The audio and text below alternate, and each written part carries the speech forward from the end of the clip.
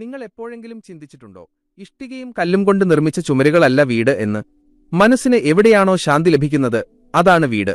എന്നാൽ ഇന്ന് നമ്മുടെ വാസസ്ഥലങ്ങൾ കുരുക്ഷേത്രഭൂമിയായി മാറിയിരിക്കുന്നു.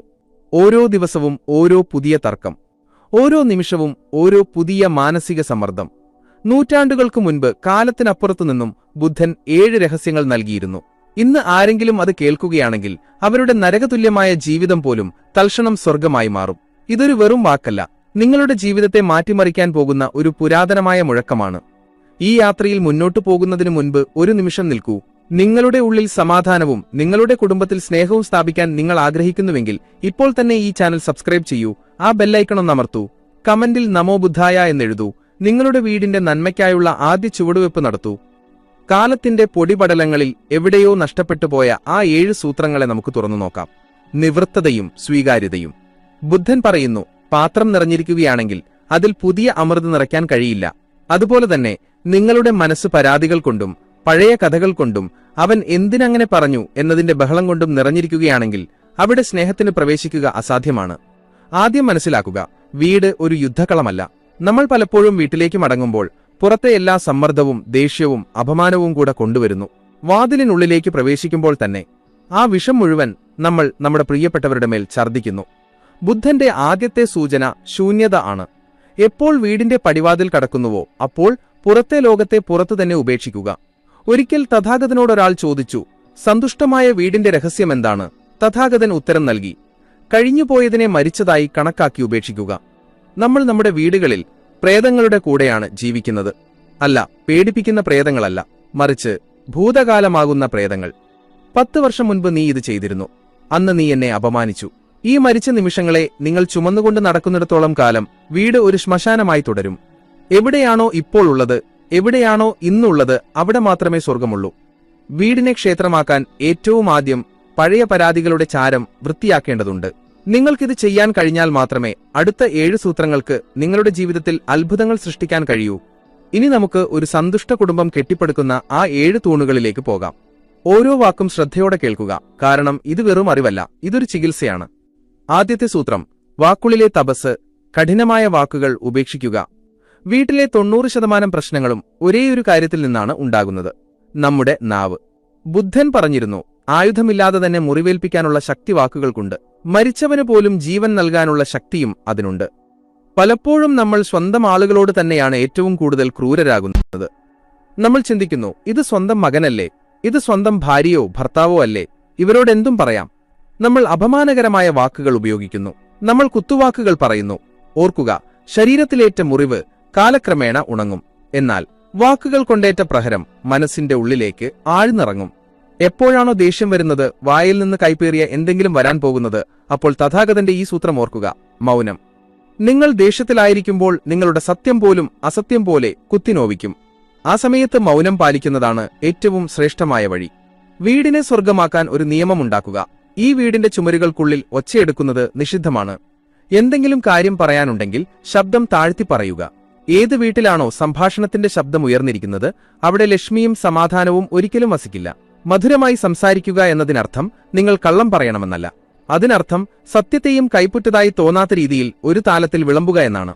ഒരു അമ്മ കൈപ്പേറിയ മരുന്ന് തേനിൽ ചാലിച്ച് കുട്ടിക്ക് നൽകുന്നത് പോലെ, അതുപോലെ നിങ്ങളുടെ വിമർശനത്തെയും സ്നേഹത്തിന്റെ ആവരണത്തിൽ പൊതിഞ്ഞു നൽകുക. രണ്ടാമത്തെ സൂത്രം, കേൾക്കാനുള്ള കല. കേൾക്കാൻ പഠിക്കുക. ഇന്നത്തെ കാലത്ത് എല്ലാവർക്കും സംസാരിക്കാനാണിഷ്ടം. ആരും കേൾക്കാൻ ആഗ്രഹിക്കുന്നില്ല.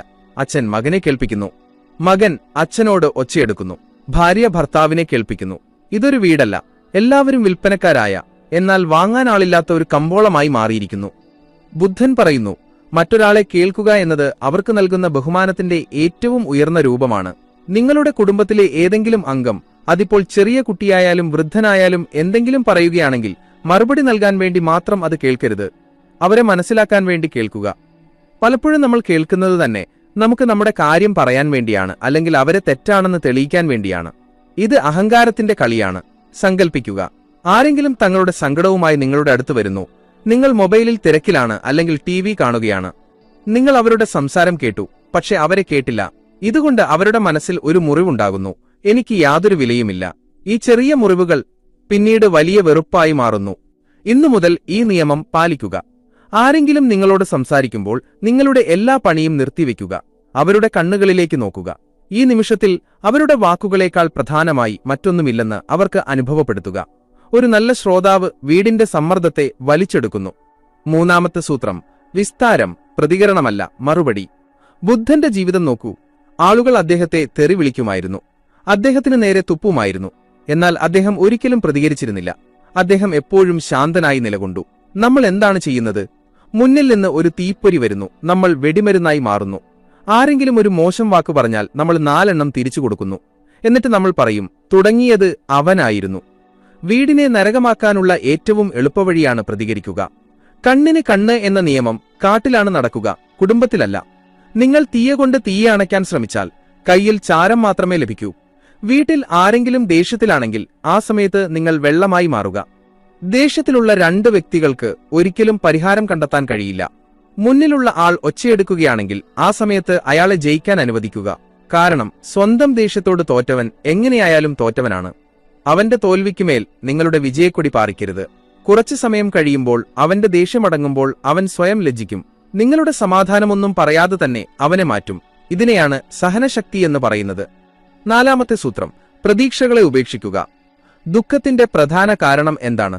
ബുദ്ധൻ വ്യക്തമായി പറഞ്ഞിട്ടുണ്ട്: തൃഷ്ണ. ബന്ധങ്ങളിൽ തൃഷ്ണയുടെ രൂപമാണ് പ്രതീക്ഷ.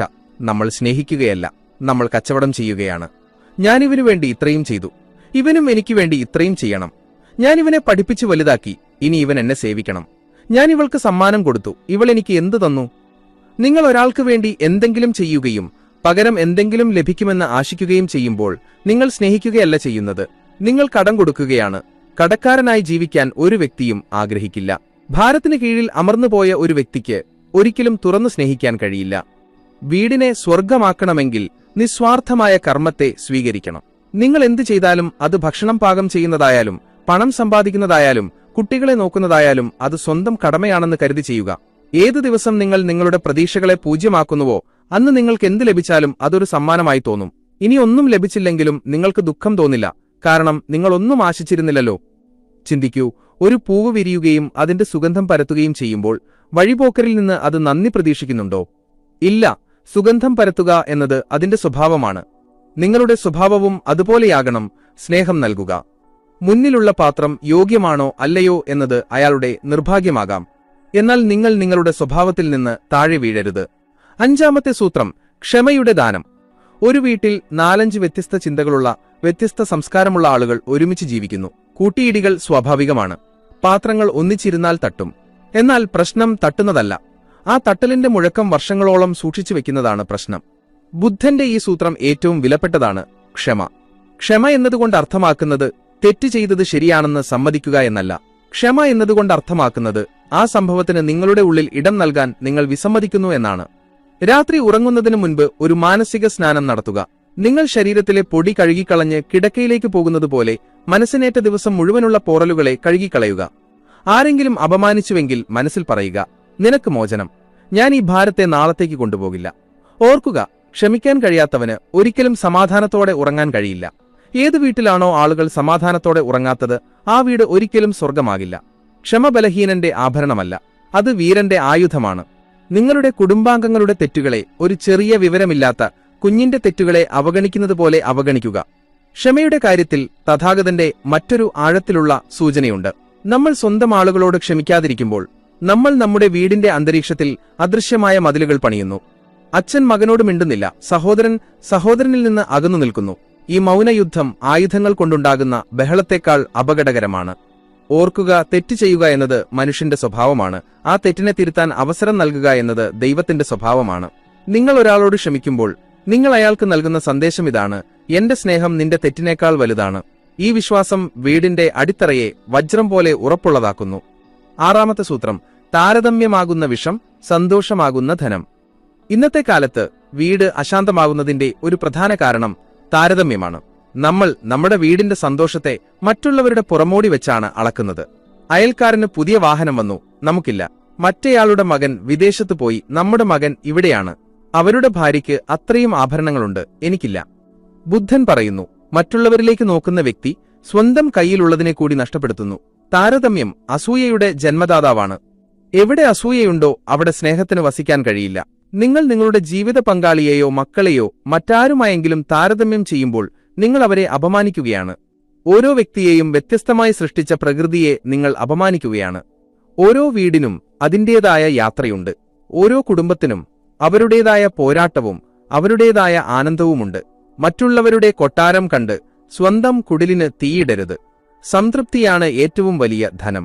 വൈകുന്നേരം നിങ്ങളുടെ കുടുംബത്തിന് വയറു നിറയെ ഭക്ഷണം ലഭിക്കുന്നുണ്ടെങ്കിൽ, എല്ലാവരും ആരോഗ്യത്തോടെ ഇരിക്കുന്നുണ്ടെങ്കിൽ, വിശ്വസിക്കൂ, നിങ്ങൾ ഈ ഭൂമിയിലെ ഏറ്റവും വലിയ ധനികരിൽ ഒരാളാണ്. ഈ സത്യത്തെ അംഗീകരിക്കുക. അഭാവത്തെയല്ല, സ്വാധീനത്തെ നോക്കുക. ഇല്ലാത്തതിനെ ഓർത്ത് കരയുന്നതിന് പകരം ഉള്ളതിനെ ഓർത്ത് ആഘോഷിക്കുക. ഏത് ദിവസം വീട്ടിൽ ഈ മനോഭാവം വരുന്നുവോ അന്ന് ആ ചുമരുകൾ പോലും ധന്യമാകും. 7ാമത്തെ സൂത്രം: കൂട്ടുത്തരവാദിത്തം, പരസ്പര സഹായം. വീട്ടുജോലികൾ സ്ത്രീകൾക്ക് മാത്രമുള്ളതാണ്, അല്ലെങ്കിൽ പണം സമ്പാദിക്കുക എന്നത് പുരുഷന്റെ മാത്രം ജോലിയാണ് എന്നൊരു പഴയ തെറ്റിദ്ധാരണയുണ്ട്. ബുദ്ധൻ സംഘം നിർമ്മിച്ചിരുന്നു. അവിടെ ഓരോ സന്യാസിയും സ്വന്തം കാര്യം സ്വയം ചെയ്യുകയും പരസ്പരം സേവിക്കുകയും ചെയ്തിരുന്നു. അവിടെ ഞാനെന്നല്ല, നമ്മളാകുമ്പോഴാണ് വീട് വീടാകുന്നത്. നിങ്ങൾ വീട്ടുജോലികളിൽ സഹായിക്കാറുണ്ടോ, അതോ ആജ്ഞാപിക്കുക മാത്രമാണോ ചെയ്യുന്നത്?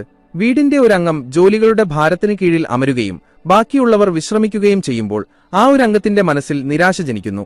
ഈ നിരാശ ഒരുനാൾ അഗ്നിപർവ്വതം പോലെ പൊട്ടിത്തെറിക്കും. കുടുംബം എന്നതിനർത്ഥം സഹകരണമാണ്.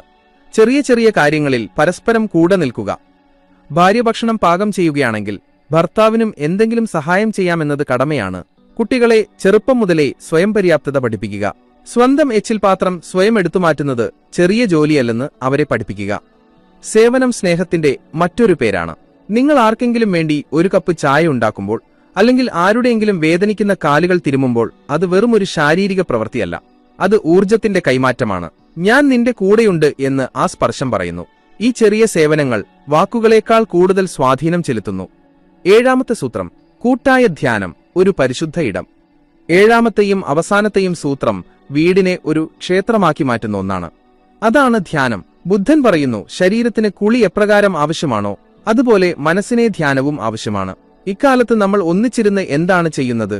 നമ്മൾ ഒന്നുകിൽ TV കാണുന്നു, അല്ലെങ്കിൽ ഫോണിൽ മുഴുകിയിരിക്കുന്നു. നമ്മൾ ശാരീരികമായി അടുത്താണ്, പക്ഷെ മാനസികമായി കാതങ്ങൾ അകലെയാണ്. ദിവസത്തിൽ ഒരു സമയം, അത് വെറും 20 മിനിറ്റ് ആയാൽ പോലും, വീട്ടിലെ എല്ലാ ഇലക്ട്രോണിക് ഉപകരണങ്ങളും ഓഫ് ചെയ്യുന്ന ഒരു സമയം ഉണ്ടാകണമെന്ന് നിയമം വെക്കുക. ആ സമയം ബഹളങ്ങൾ ഉണ്ടാകില്ല. കുടുംബം മുഴുവൻ ഒന്നിച്ച് മൗനമായിരിക്കുക. ഒരുപക്ഷെ ഒരു വിളക്ക് കത്തിച്ചു വയ്ക്കാം, എന്നിട്ട് വെറുതെ ശാന്തമായി ഇരിക്കുക. സ്വന്തം ശ്വാസത്തെ ശ്രദ്ധിക്കുക.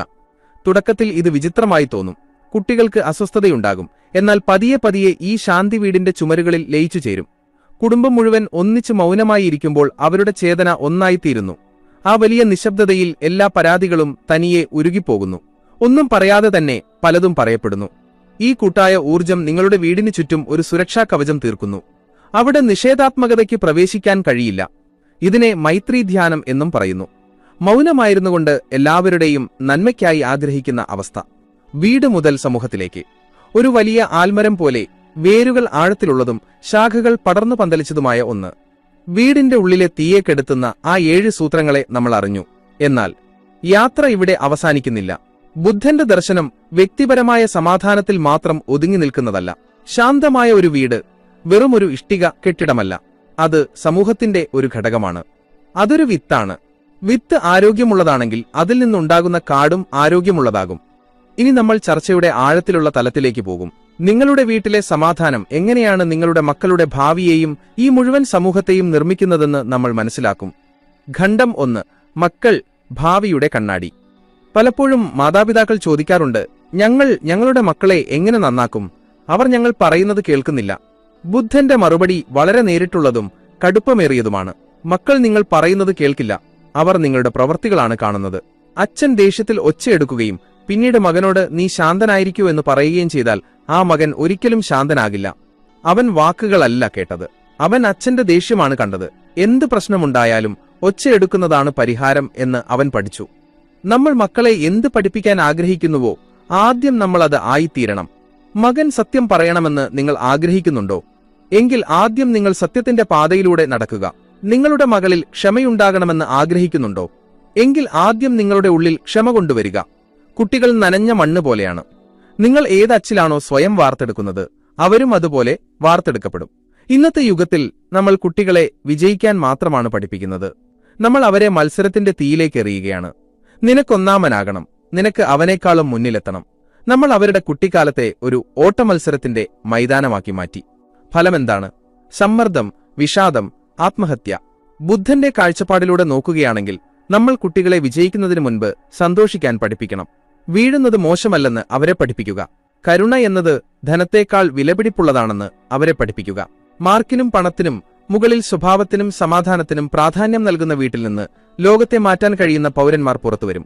ഏതു വീട്ടിലാണോ മാതാപിതാക്കൾ പരസ്പരം ബഹുമാനിക്കുന്നത്, അവിടെ കുട്ടികൾക്കും സുരക്ഷിതബോധം അനുഭവപ്പെടുന്നു. സുരക്ഷിതബോധമില്ലാത്ത കുട്ടിയാണ് പിന്നീട് സമൂഹത്തിന് ഭീഷണിയായി മാറുന്നത്. അതുകൊണ്ട് നിങ്ങൾക്ക് രാജ്യത്തെ സേവിക്കണമെന്നുണ്ടെങ്കിൽ ആദ്യം നിങ്ങളുടെ വീടിനെ സ്നേഹം കൊണ്ട് നിറയ്ക്കുക.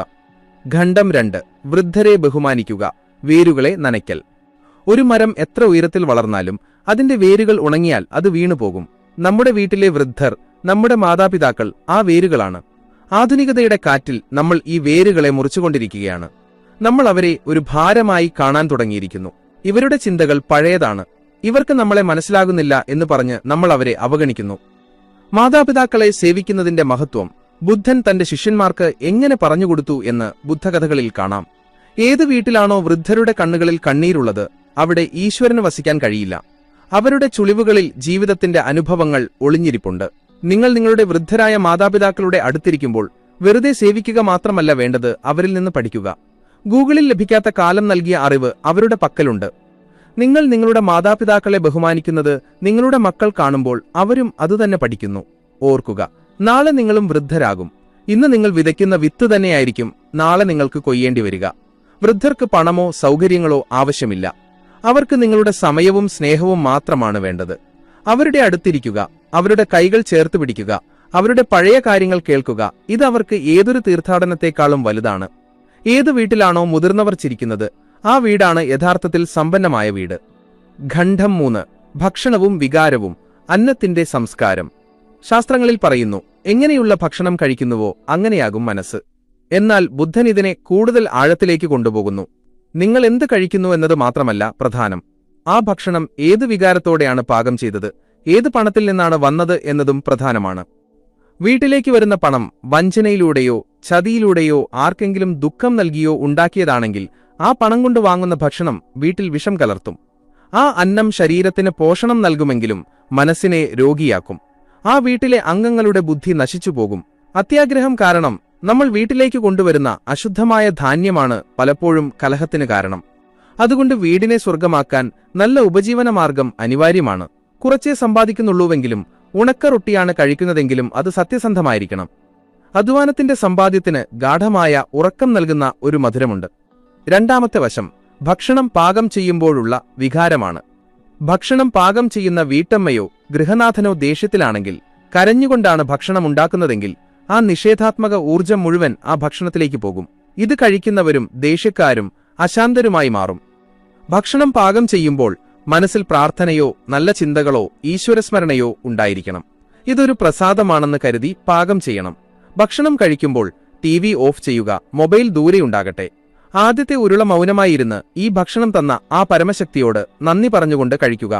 ഏതു കുടുംബമാണോ ഒന്നിച്ചിരുന്ന് സ്നേഹപൂർവ്വം ഭക്ഷണം കഴിക്കുന്നത്, അവരുടെ ഇടയിലുള്ള ബന്ധം ഒരിക്കലും മുറിഞ്ഞുപോകില്ല. ഖണ്ഡം 4. അതിഥി ദേവോ ഭവ. വീട് എന്നത് എല്ലാവരിൽ നിന്നും ഒറ്റപ്പെട്ട ഒരു ദ്വീപല്ല. വീടിന്റെ വാതിലുകൾ തുറന്നു കിടക്കണം. ബുദ്ധൻ പറയുമായിരുന്നു, ദാനം പണത്തിന്റേത് മാത്രമല്ല, സ്വാഗതത്തിന്റേതുമാകാം. ഏത് വീട്ടിലാണോ അതിഥിക്ക് സൽക്കാരം ലഭിക്കാത്തത്, ആ വീട് ശൂന്യമായി പോകുന്നു. ഇന്ന് നമ്മൾ ചുരുങ്ങിപ്പോയി. ആരും വരാതിരുന്നെങ്കിൽ എന്ന പേടിയിലാണ് നമ്മൾ ജീവിക്കുന്നത്. എന്നാൽ എപ്പോൾ ഒരു സുഹൃത്തോ ബന്ധുവോ അല്ലെങ്കിൽ ആവശ്യമുള്ള ഒരാളോ നിങ്ങളുടെ വാതിൽക്കൽ വരുന്നുവോ, അവർ അവരോടൊപ്പം ഒരു പുതിയ ഊർജം കൊണ്ടുവരുന്നു. അതിഥി സൽക്കാരം നമ്മുടെ അഹങ്കാരത്തെ തകർക്കുന്നു. നമ്മൾ ഉടമസ്ഥരല്ല, കാവൽക്കാർ മാത്രമാണെന്ന് അത് നമ്മളെ പഠിപ്പിക്കുന്നു. നിങ്ങളുടെ വീടിനെ വരുന്ന വ്യക്തിക്ക് സമാധാനം തോന്നുന്ന ഒരിടമായി മാറ്റുക. അവിടെ നിന്ന് ആരും ദാഹത്തോടെ മടങ്ങരുത്. ഈ ഉദാരത നിങ്ങളുടെ മക്കളിലും ഉദാരതയുടെ വിത്ത് പാകും. പിശുക്കനും സ്വാർത്ഥനുമായ ഒരു കുടുംബം സമൂഹത്തിന് ക്യാൻസർ പോലെയാണ്. എന്നാൽ ഉദാരമായ ഒരു കുടുംബം സമൂഹത്തിന് ഒരു ഔഷധാലയം പോലെയാണ്. ജീവിതം എപ്പോഴും ഒരേപോലെയായിരിക്കില്ല. ഋതുക്കൾ മാറുന്നതുപോലെ വീടിന്റെ സാഹചര്യങ്ങളും മാറും. ചിലപ്പോൾ പണത്തിന് ക്ഷാമമുണ്ടാകും, ചിലപ്പോൾ ശരീരത്തിന് രോഗമുണ്ടാകും. ബുദ്ധൻ പറയുന്നു, അനിത്യം, അതായത് ഒന്നും സ്ഥിരമല്ല, സുഖമായാലും ദുഃഖമായാലും. പലപ്പോഴും കാണാറുണ്ട്, വീട്ടിലെല്ലാം നന്നായിരിക്കുമ്പോൾ എല്ലാവരും സ്നേഹത്തോടെ ഇരിക്കും. എന്നാൽ എന്തെങ്കിലും പ്രതിസന്ധി വരുമ്പോൾ വീട് തകരാൻ തുടങ്ങുന്നു. പണനഷ്ടം ഉണ്ടാകുമ്പോൾ തന്നെ കലഹം ആരംഭിക്കുന്നു. ഇത് നിന്റെ തെറ്റായിരുന്നു, നീ വെറുതെ പണം ചെലവാക്കി. ഇങ്ങനെ കുറ്റപ്പെടുത്തലുകൾ തുടങ്ങുന്നു. യഥാർത്ഥ വീടിന്റെ തിരിച്ചറിയൽ സുഖത്തിലല്ല, പ്രതിസന്ധിയിലാണ് നടക്കുക. സമയം മോശമാകുമ്പോൾ കുടുംബം ഒരു മുഷ്ടി പോലെ മുറുകി നിൽക്കണം. ബുദ്ധന്റെ സന്ദേശം മൈത്രിയാണ്. കുടുംബത്തിലെ ഏതെങ്കിലും അംഗം തോറ്റുപോകുമ്പോൾ അല്ലെങ്കിൽ പരാജയപ്പെടുമ്പോൾ ആ സമയത്ത് അവർക്ക് ഉപദേശമല്ല, താങ്ങാണ് ആവശ്യം. ആ സമയത്ത് പറയുക, വിഷമിക്കേണ്ട, പണം പോയി, നമ്മൾ ഇപ്പോഴും ജീവിച്ചിരിപ്പുണ്ടല്ലോ, നമ്മൾ വീണ്ടും കെട്ടിപ്പടുക്കും. ഈ ഒരു വാചകം ആ വ്യക്തിയുടെ ഉള്ളിൽ ജീവൻ നിറയ്ക്കും. പ്രതിസന്ധി ഘട്ടങ്ങളിൽ പരസ്പരം കരുത്താവുക, വിമർശകരാകരുത്. ഓർക്കുക, മോശം സമയം കടന്നുപോകും. എന്നാൽ ആ മോശം സമയത്ത് നിങ്ങൾ സ്വന്തം ആളുകളെ ഉപേക്ഷിക്കുകയോ അപമാനിക്കുകയോ ചെയ്താൽ ആ മുറിവ് സമയം മാറിയാലും ഉണങ്ങില്ല. പ്രതികൂല സാഹചര്യങ്ങളാണ് കുടുംബത്തെ സ്വർണമാക്കി മാറ്റുന്ന തീ. ഖണ്ഡം 6. പ്രകൃതിയും പരിസ്ഥിതിയും വീടിന്റെ വിസ്താരം. ബുദ്ധന്റെ ഏതൊരു സംഭാഷണവും പ്രകൃതിയില്ലാതെ പൂർണ്ണമാകില്ല. നമ്മൾ കരുതുന്നു വീട് എന്നത് ചുമരുകൾക്കുള്ളിൽ മാത്രമാണെന്ന്. അല്ല, ഈ ഭൂമിയും നമ്മുടെ ഒരു വലിയ വീടാണ്. ഏതു വീട്ടിലെ കുട്ടികളാണോ മൃഗങ്ങളോടും പക്ഷികളോടും ക്രൂരമായി പെരുമാറുന്നത്, മരങ്ങളെ നശിപ്പിക്കുന്നത്, ആ വീട് ഒരിക്കലും സുഖമായിരിക്കില്ല. ഹിംസ, അത് എത്ര ചെറുതായാലും തിരിച്ചുവരും. നിങ്ങളുടെ വീടിന്റെ മുറ്റത്തോ ടെറസിലോ പക്ഷികൾക്ക് വേണ്ടി വെള്ളം വയ്ക്കുക. ഒരു ചെറിയ ചെടി നടുക. നിങ്ങളുടെ കുട്ടികളെ അത് നനയ്ക്കാൻ പഠിപ്പിക്കുക. നമ്മളൊരു മിണ്ടാപ്രാണിയെ സേവിക്കുമ്പോൾ നമ്മുടെ ഉള്ളിലെ കരുണയുണരുന്നു. കരുണയാണ് ദേഷ്യത്തെയും സമ്മർദ്ദത്തെയും അലിയിച്ചു കളയുന്ന രസായനം. പ്രകൃതിയോട് ചേർന്നു നിൽക്കുന്ന കുടുംബം എപ്പോഴും മാനസിക രോഗങ്ങളിൽ നിന്ന് മുക്തമായിരിക്കും. തഥാഗതൻ നമുക്ക് ഏൽപ്പിച്ചു തന്ന ആ 7 അമൂല്യ രത്നങ്ങളാണ് ഇവ. വാക്കിന്റെ സംയമനം, കേൾക്കാനുള്ള ക്ഷമ, ക്ഷമിക്കാനുള്ള ശക്തി, സംതൃപ്തിയാകുന്ന ധനം, സേവന മനോഭാവം, ധ്യാനത്തിന്റെ ശാന്തി, പ്രതിസന്ധിയിലെ ഐക്യം. വീടൊരു കെട്ടിടമല്ല, വീടൊരു വികാരമാണ്. ഇതിനെ സ്വർഗമാക്കാൻ അത്ഭുതങ്ങളുടെ ആവശ്യമില്ല. നിങ്ങളുടെ ശീലങ്ങളിൽ ചെറിയ മാറ്റം വരുത്തിയാൽ മതി. ഇന്ന് തന്നെ തുടങ്ങൂ. ഇന്ന് വീട്ടിൽ പോയിട്ട് കാരണമില്ലാതെ പുഞ്ചിരിക്കൂ. പഴയ പിണക്കങ്ങൾ ഇന്ന് തന്നെ മായ്ച്ചു കളയൂ. നിങ്ങളുടെ മാതാപിതാക്കളുടെ കാൽ തൊട്ട് വന്ദിക്കൂ. നിങ്ങളുടെ മക്കളെ കെട്ടിപ്പിടിക്കൂ. അവർ നിങ്ങൾക്ക് എത്രമാത്രം പ്രിയപ്പെട്ടവരാണെന്ന് അവരോട് പറയൂ. ജീവിതം വളരെ ചെറുതാണ്, അത് കലഹത്തിൽ പാഴാക്കരുത്. അതിനെ ഒരു ഉത്സവമാക്കൂ. ബുദ്ധൻ പറയുന്നു, സമാധാനം മറ്റെവിടെയുമല്ല, ഈ നിമിഷത്തിൽ, ഈ ശ്വാസത്തിലാണ്. നിങ്ങളുടെ വീട് തന്നെയാണ് നിങ്ങളുടെ ക്ഷേത്രം. അതിനെ അശുദ്ധമാക്കരുത്. ഈ 7 സൂത്രങ്ങൾ നിങ്ങളുടെ മനസ്സിനെ സ്പർശിച്ചുവോ? ഇന്നു മുതൽ നിങ്ങളുടെ വീടിനെ മാറ്റുമെന്ന് നിങ്ങൾ പ്രതിജ്ഞയെടുക്കുന്നുണ്ടോ? ഉണ്ടെങ്കിൽ കമന്റിൽ തീർച്ചയായും എഴുതുക, ഞാൻ പ്രതിജ്ഞയെടുക്കുന്നു. ഇത് എഴുതുന്നത് നിങ്ങളുടെ തീരുമാനം ഉറപ്പുള്ളതാക്കും. ഇതുപോലുള്ള ജീവിതം മാറ്റിമറിക്കുന്ന അറിവുകളും ബുദ്ധന്റെ അമൃതവാണിയും തുടർന്നും കേൾക്കാൻ ഈ ചാനലിന്റെ ഭാഗമാകൂ. ഇപ്പോൾ തന്നെ സബ്സ്ക്രൈബ് ബട്ടൺ അമർത്തൂ. ആരുടെ ജീവിതത്തിലാണോ നിങ്ങൾ സന്തോഷം കാണാൻ ആഗ്രഹിക്കുന്നത്, ആ സുഹൃത്തുക്കൾക്കും ബന്ധുക്കൾക്കും ഈ വീഡിയോ തീർച്ചയായും ഷെയർ ചെയ്യൂ. ഒരുപക്ഷെ നിങ്ങളുടെ ഒരു ഷെയർ ആരുടെയെങ്കിലും വീട് തകരുന്നതിൽ നിന്ന് രക്ഷിച്ചേക്കാം. അടുത്ത വീഡിയോ വരെ നിങ്ങളുടെ ഉള്ളിലെ ബുദ്ധനെ ഉണർത്തിയിരിക്കുക. നമോ ബുദ്ധായ.